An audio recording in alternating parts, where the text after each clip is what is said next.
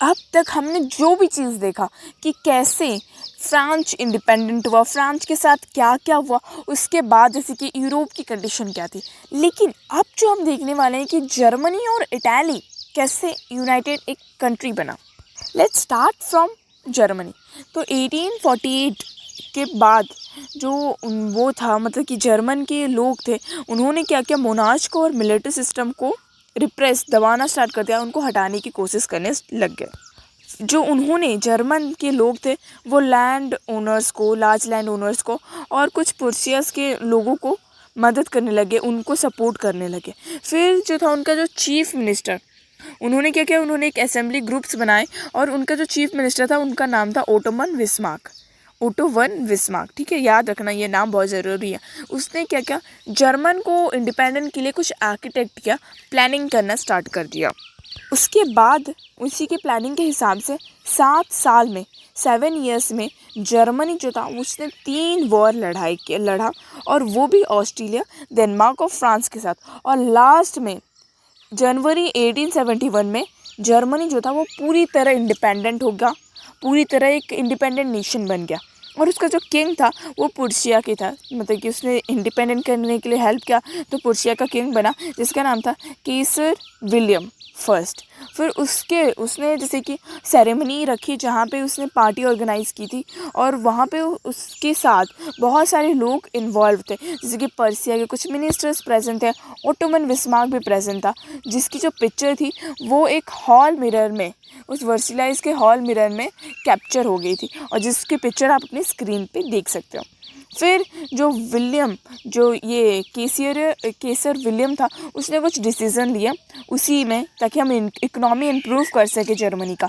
तो उसका पहला था कि उसने मॉडर्नाइजेशन ऑफ करेंसी, उसने करेंसी को मॉडर्नाइज करना स्टार्ट कर दिया, उसकी करेंसी की जो इम्पोर्टेंस थी वो स्टार्ट कर दिया अच्छे से बढ़ाना। फिर बैंकिंग सिस्टम को ला लिया, ताकि जो पुअर थे, जितने पुअर लोग थे, वो बैंक से लोन लेके अपने जो इकोनॉमी के अपने स्टेटस को थोड़ा सा ऊपर कर सके। फिर उन्होंने लीगल और जुडिशियल सिस्टम को जर्मनी का बहुत इम्प्रूव कर दिया।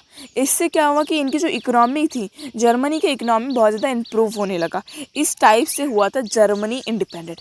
अब देखते हैं कि इटाली कैसे इंडिपेंडेंट हुआ था। मिड 19th सेंचुरी, मतलब 1850 सेंचुरी में इटाली जो था वो लगभग 7 स्टेट्स में डिवाइड था, और उसमें से सिर्फ एक स्टेट में इटालियन प्रिंस रूल करता था। उसका नाम था उस प्लेस का जहाँ पे वो रूल करता था, उसका नाम था सर्दिनिया पेडमन, और उसका रूलर था विक्टर एम्यूनियल सेकेंड। तो वो रूल करता था एक ही जगह में, बस ये 7 पार्ट में से एक पार्ट में। और नॉर्थ पार्ट जो था वो ऑस्ट्रेलियन हम्सबर्ग के अंडर में था, पॉपी के अंडर सेंटर था, और वो सदर्न रीजन के under bourbon king of Spain rule करता था। फिर उसकी जो मैंने आपको बताया होगा इससे पहले कि वो ग्यूसेपे मज़ीनी जो था वो 1830 सेंचुरी में आया था, और उसने मतलब कि उसने भी बहुत सारी फ्रीडम के लिए फ़ाइट की, स्ट्रगल्स किया, लेकिन वो हर बार 1831 में और 1848 दोनों में वो फेल हो गया। उसके बाद ये जो किंग आया, इसके अभी एक चीफ मिनिस्टर था कैवोर। वो जो था वो तो ना तो रिवोल्यूशनरी था, ना तो डेमोक्रेटिक पार्टी से कुछ बिलोंग करता था, लेकिन उसने बहुत अच्छी तरह इनकी मदद की। इसको ना फ्रेंच बोलना आता था और इटालियन नहीं बोल पाता था, लेकिन फिर भी इसने इंडिपेंडेंट के लिए बहुत इंपॉर्टेंस रोल निभाया। इसने क्या किया, इसने ऑस्ट्रेलियन फोर्स था उसको ख़त्म कर दिया 1859 में। ठीक है, 1859 में इन्होंने ऑस्ट्रेलिया को हरा दिया। फिर ग्यूसेपे मज़ीनी के बाद उसी के ही ग्रुप का मेंबर था, उनके यंग जो इटालियंस ने 2 ग्रुप बनाए थे, उसमें से एक मेंबर था ग्यूसेपे गरिबल्दी। जो ये था, ये वॉलंटियर्स का अच्छा खासा लीडर था, उनको लीड करता था।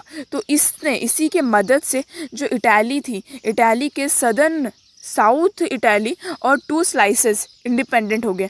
उसके बाद 1861 में पूरा इटाली इंडिपेंडेंट हो गया, और वो आ गया विक्टर एम्यूनियल सेकेंड के अंडर। लेकिन सबसे ख़ास बात जान के आपको ये मज़ेदार लगेगी कि जिस वॉलंटियर, मतलब जिस प्लीजन के साथ ये लड़ रहा था ग्यूसेपे गरिबल्दी, उनको लग रहा था, वो अनएजुकेटेड थे, वो इलिटरेट थे, उनको लग रहा था कि वो किंग की वाइफ को बचाने के लिए जा रहे। तो वो नारा लगाए थे, ले टाली ले टाली ले टाली, ताकि जो टाली थी उसकी वाइफ का नाम। तो ये थोड़ा सा इलिट्रेशन उधर भी था, इंडिया में भी था। तो फिर अब देखते हैं कि कैसे ब्रिटेन कैसे बना। पहले ये ब्रिटेन कुछ ही नहीं था, ठीक है।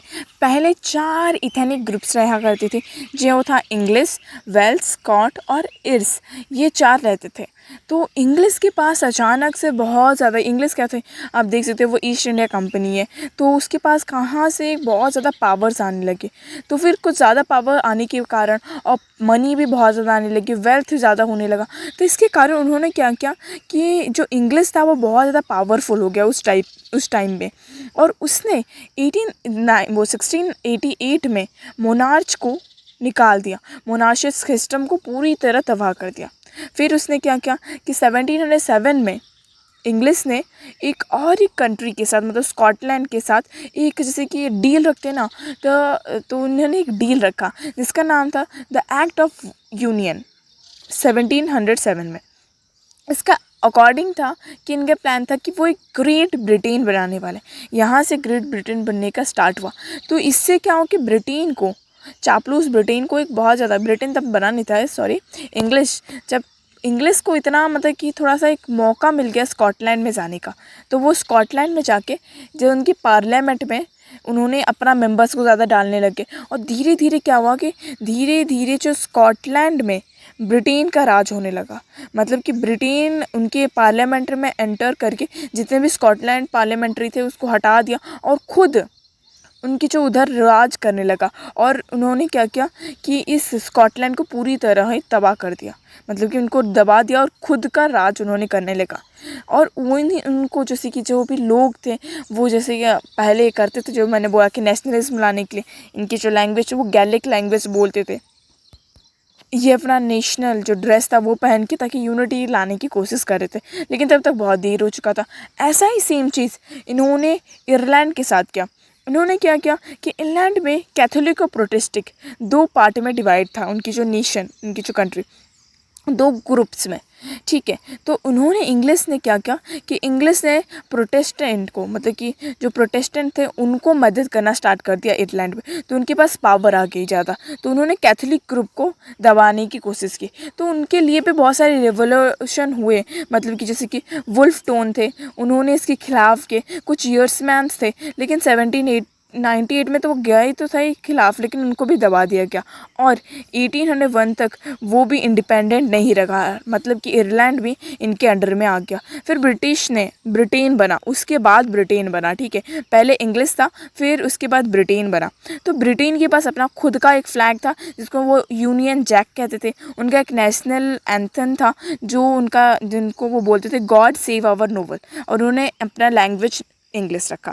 Thanks for watching this video. यदि आपको वीडियो अच्छी लगी तो लाइक से सब्सक्राइब कीजिए।